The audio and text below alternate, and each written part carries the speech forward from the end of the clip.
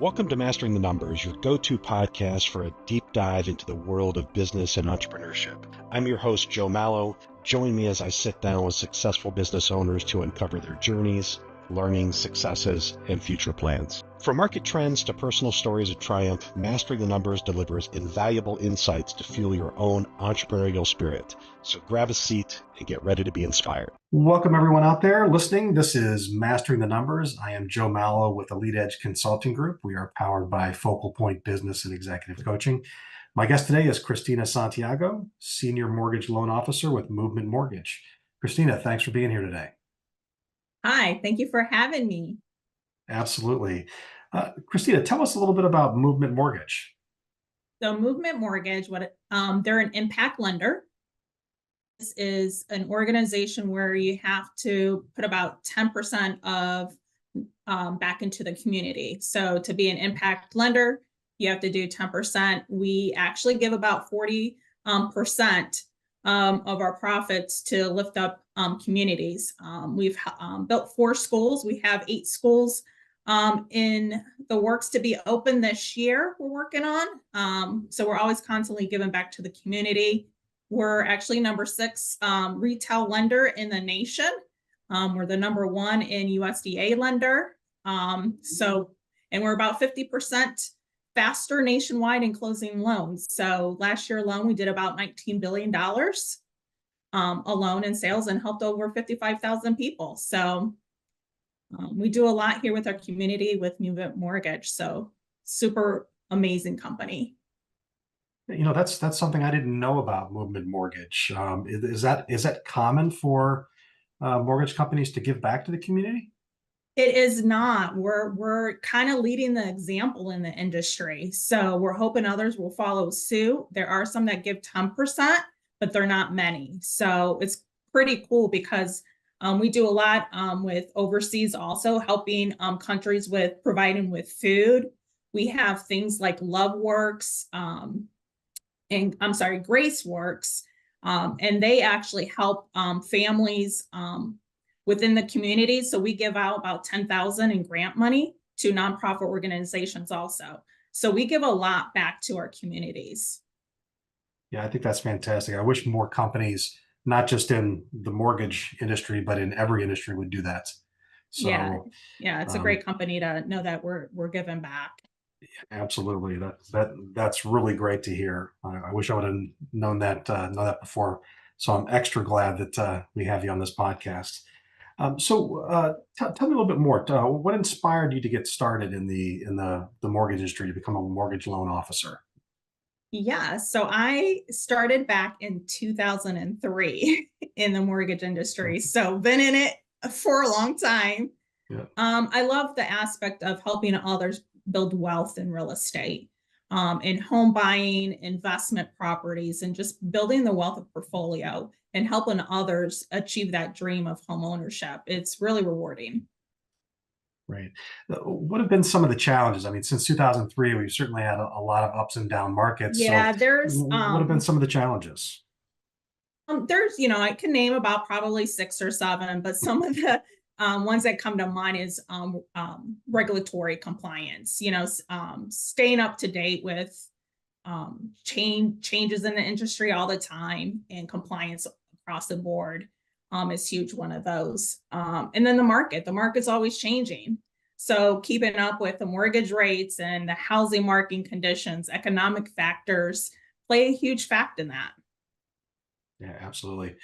Compliance is a big issue. I know I hear about that a lot, not only just in mortgage industry, but also in my industry, which has been financial services. So compliance is huge. Yes.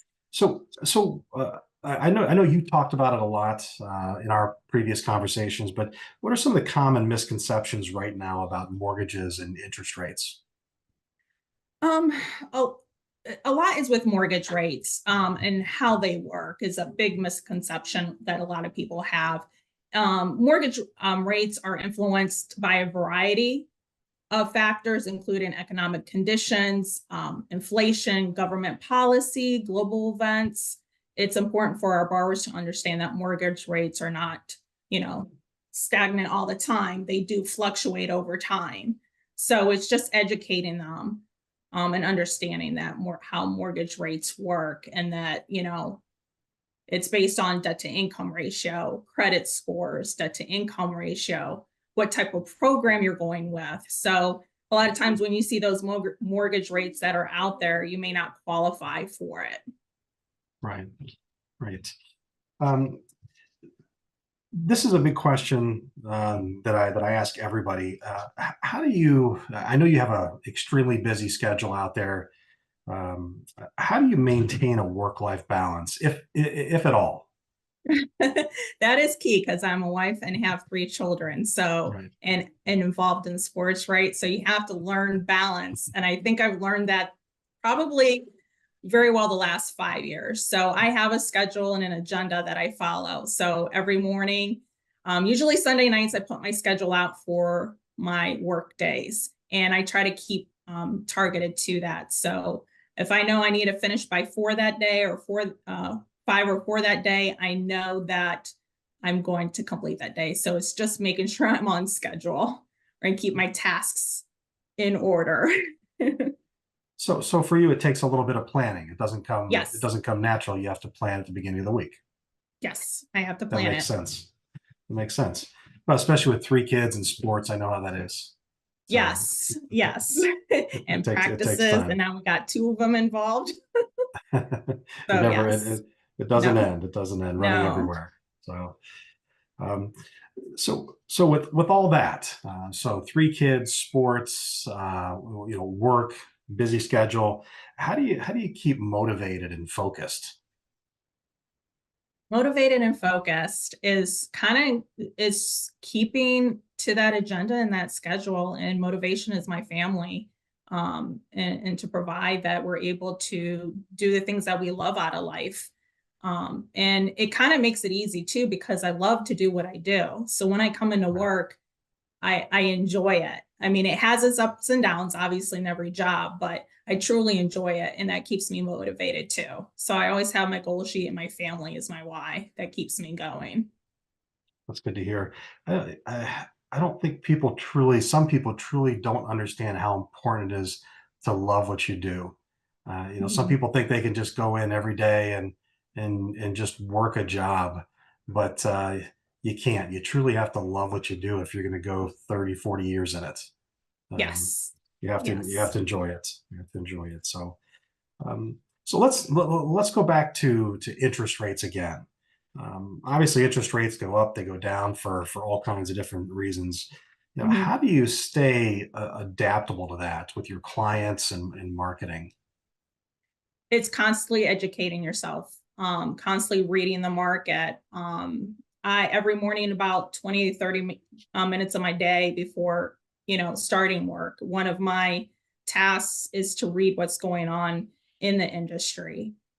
So I have about 5 platforms that I read every morning briefly, of what the market's doing, where rates are heading, or what's the plan for the week. So I'm on top of my game and educate myself so I can educate my borrowers. So it's constantly educating yourself and making sure that I stay on top of it by reviewing it on a daily basis.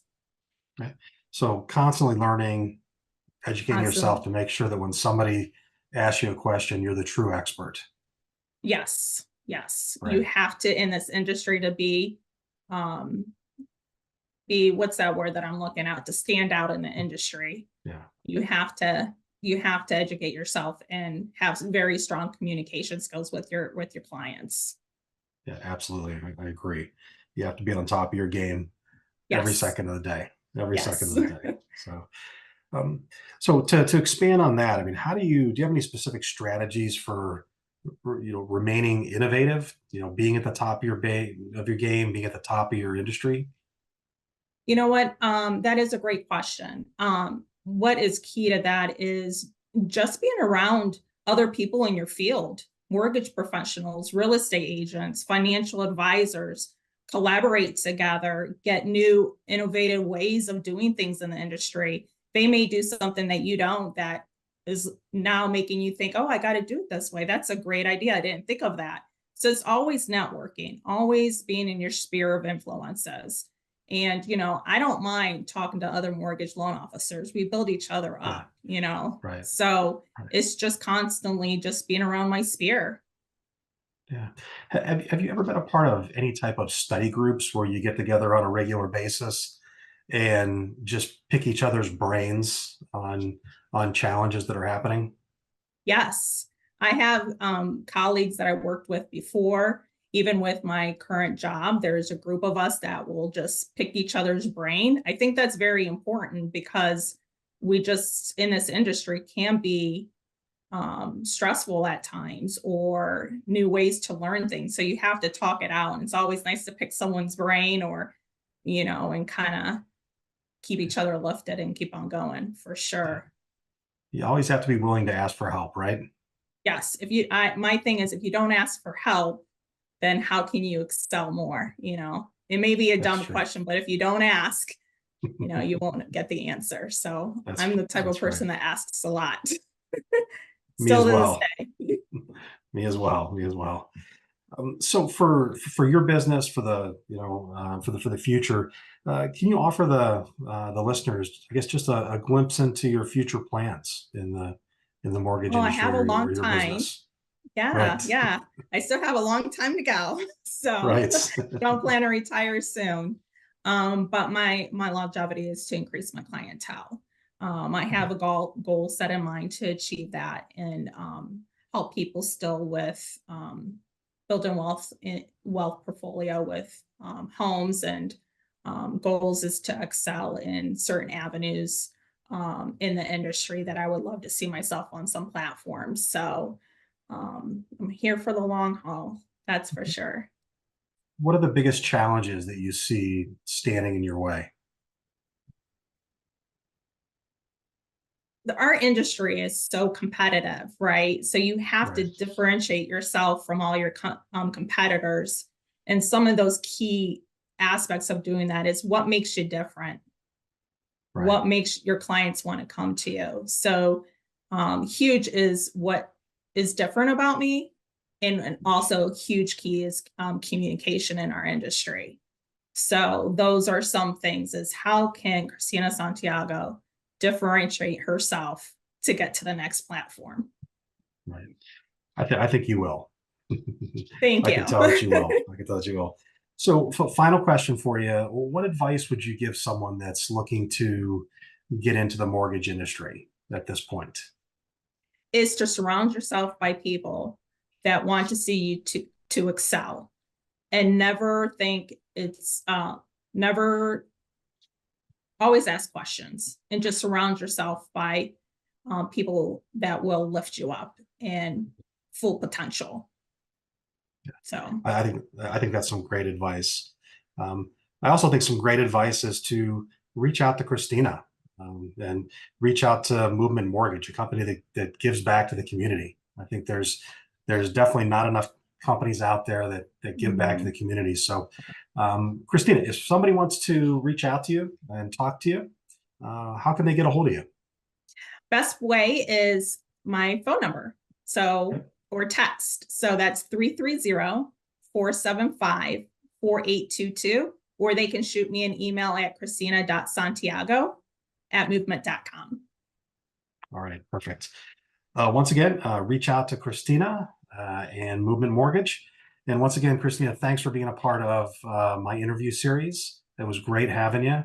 And everyone out there listening, thank you for being a part of Mastering the Numbers, and we'll catch you on our next episode. You've just experienced another insightful episode of Mastering the Numbers. We hope you enjoyed the journey and gained valuable insights to fuel your financial success. Don't forget to subscribe to Mastering the Numbers on your favorite podcast platform to never miss an episode, and be sure to leave us a review to let us know how we're doing. Until next time, keep pushing forward and let your entrepreneurial spirit soar. Thank you for listening.